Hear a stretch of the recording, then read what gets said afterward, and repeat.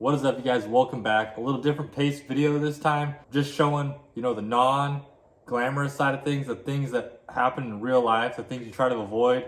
But sometimes there's just things that you can't avoid, and it just happens. So we thrashed, we did our best to get it done, but you watch the video and you'll see what ended up happening.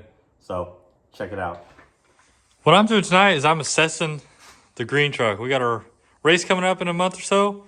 So I kind of want to make sure this thing is good. I thought I heard it last time I was out, but I'm not 100% sure. So what I'm going to do is I'm going to bust open these, pull these injectors out and stick a bore scope in there and see if I can look in the pistons and see what's going on. The last time it shut off on me at the end of the track and it felt like it was seized up, wouldn't want to turn over.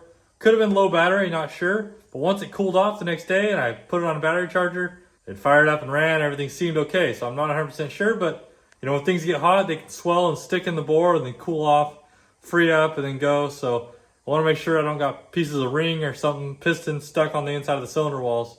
I got the injector lines off, return lines, pulled one injector out, got the old borescope out, and of course, the camera part is too big. Won't fit through the hole, so I look inside and see what's up. So that basically leaves me two options.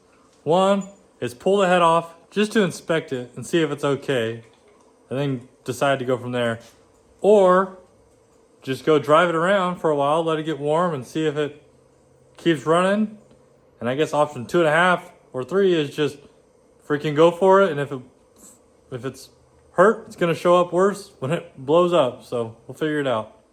All right, new day, new idea. I put it back together, tried to turn it over, and this thing it's just tight. It's not right. I know it's not right. So instead of risking it, I'm just gonna pull the head off. And we're gonna take a look inside. So I'm gonna get tearing this thing down. All right, I went ahead and got the whole front end ripped apart. Got the head all disassembled, ready to come off. So I'm about to lift the head up, but I got that battle. When I pull it up, do I wanna see something wrong? And then I know that it was worth it and we had something to fix? Or do I wanna see nothing and then feel like, wow, I just wasted a head gasket, pulled it all apart for no reason? So you really don't know, but there's only one way to find out, and that's by just getting her off. Here it comes.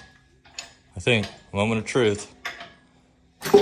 Oh, there she went. No turning back now. All right, moment of truth. Let's check them out. 1 looks good. 2 looks good. 3 looks good. 4 good. 5 and 6 is too dark. So let's turn the light on. So visually, I can see that 3 and 4, are on the same plane here. Looks like number 4 is not quite coming as high as 3, which tells me bent rod, and I'm kind of leaning towards that on more of them. So more investigation is what we're gonna do. The top of this retainer is cracked or cracking, so it's a good thing I took it apart. I got to see if I can get a replacement one of those as well.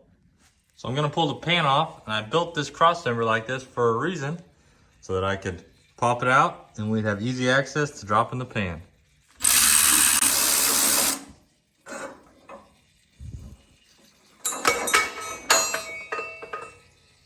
Perfect. I got the pan off and I was looking for metal. I didn't see anything, but then I see these. There's pieces of something. Definitely something in here. I don't know if it's new or old or what's going on, but it's worth looking into. So we're down to a bare block.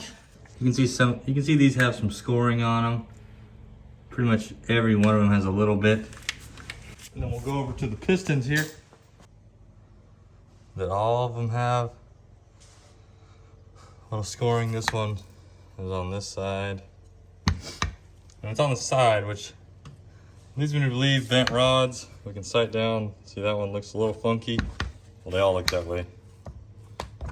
So definitely thinking we bent some rods. They might have been bent for a while, who knows?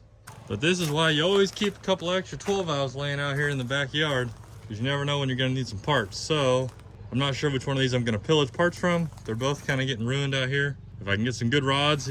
I know it seems like a waste to put stock rods back in it. I do have a set of Street Fighters, but I'm kind of saving those for my 6.7 build. So I might just throw another set of Stalkers in here just to get me by, at least for this event, and then until it grenades again. Next up, I'm probably gonna pull one of those in, pull the rods out of it. Then I'm gonna hone these cylinders. I gotta clean up these pistons. This one has the rings kind of froze up in it. I gotta decide if I'm gonna do new rings or just reuse these, so that's where I'm at. Well, I found out where the mystery pieces of metal came from in the pan.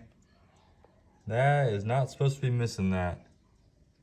So that's one part of it.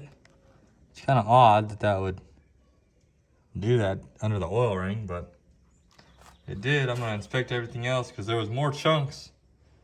So I don't know where else they came from. These little guys were in the pan too. You know, it almost looked like maybe a dowel pin or something that fell in, but I'm kind of thinking maybe it's the top of a lifter. But to be honest, I don't think I'm gonna worry about it. I know, I should, but I don't know how long they've been in there. They could have been in there just from the last time, or they could have been in there for years, just floating around down there. So it's kind of one of those things, like, I don't know. Oh, I really don't feel like pulling this thing all the way apart. If it makes a couple more passes, cool. And then if it blows after that, then it is what it is. We got bigger plans for it. Got this rusty old 12 valve pulled in. I think we're gonna harvest some rods out of her. Be curious to see what the inside of this thing looks like after it's been sitting out wherever for who knows how long.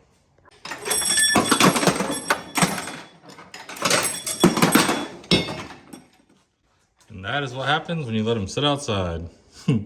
Woo! After hours and hours of fighting this thing, I got the rods out, and look how rusted this thing is. I mean, I literally had to hit it with an actual hammer to get this thing out, but all the rods look like they're in good shape, nice and clean. So we got some rods for this beast right here. Next up, I think I'm going to start running a hone through these cylinders, getting them all prepped up, ready for reassembly. All right, got all the cylinders honed, basically deglazed. You can see some of these got some pretty decent lines in them. I'm not real worried about that. Just wanted to make sure there was no aluminum stuck on there. I may still go over them a little more. But that'll work for now. That'll get us racing. That's all we gotta do. Next, I gotta get these pistons. Some of them got these gouges in them, so I'm just gonna sand them down just so they don't have any rough edges. Swap the new rods, start putting this thing back together. Piston number 1 is in. The oil control ring was a little sketchy, so let's just hope that it stays together. Turns over nice, so I'm gonna swap the rods and start dropping them in the holes. Monday night update. Turbos were blowing oil, so I decided to rip these things apart. So this is fun, huh? Got an engine with 5 cylinders, no oil pan. This is my style, I guess. All right, the last piece we need to get this lower end buttoned up is inside this box. There's our one new piston to replace this one. It's got that nice little chunk and crack in it, so number 6 is gonna be smooth. All right, it is a mess in here still. But I got the oil pan cleaned up, got a gasket on it with some sealant. Got the bottom of the block cleaned up. So I'm gonna slap this pan on here. Then we can get the suspension put back together and we can start working up here. So I just pulled off the broken retainer there. I know it's hard to see, but there's a little crack right there. So big shout out to Hamilton Cams because, you know, yeah, products fail, but they sent me out like 2-day shipping, a whole new set. So I need to swap all these, but for now we're just gonna do one. Hopefully we get this through the weekend. And also big shout out to Kat and Matt up at Siskiyou Diesel. They got me the head gasket sent overnight, so I got that in time. So a big shout out to them. Love working with these companies that are really helping me out. Let's get this thing on and get it on the truck. Well, after further review, it looks like these actually aren't gonna work. Look how much smaller the hole is, so the locks don't fit in there. It's like, do you run it and risk it breaking? Probably not. So I think I'll pull one off my stock head. Well, the new ones didn't work. My ones off my stock head over there are a different style for different springs. So we're risking it for the biscuit with the old cracked retainer here, but it is what it is at this point. We just gotta get her done. Well, it's almost midnight on Wednesday night. I'm probably gonna call it a night here. Not quite where I wanted to be tonight. I wanted to have it running tonight, but honestly, we're pretty close. So you can see here, we got the pan back on, got the crossmember, all the suspension put back together, so that is done.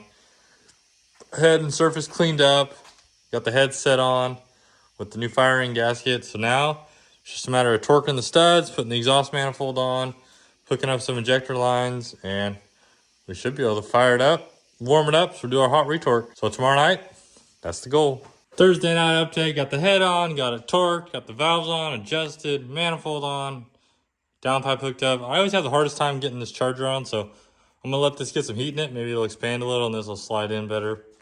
But injection lines are on. I'm gonna prime it and we're gonna try it and hopefully It works. Everything works. We'll see.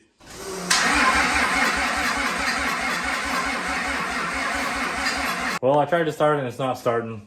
It's doing the same thing it did when the valves weren't sealing. So I don't know if it's a head gasket thing or what. There's literally nothing has changed. The head was off and on. So it's pretty disheartening here, but you got to keep going. So I'm going to take it all back apart and inspect it. And I'm going to be really upset when I see there's nothing wrong. But I don't know. Got to do something. Can't just look at it. All right, after hours and hours of trying with no solution, I ended up pulling all the injectors out and pressurizing each cylinder. And sure enough, 1 and 2 are bleeding off into each other, and so is 5 and 6. So you're done. She's done. Gonna lift the head off and see what's going on. Well, I got Jared here. We're going the wrong way. Lift her up, son. Let's see what's going on. Oh, there it is. Yeah, well, we can't reuse the gasket because we already got pieces stuck. Everything was in right. All the rings were in right.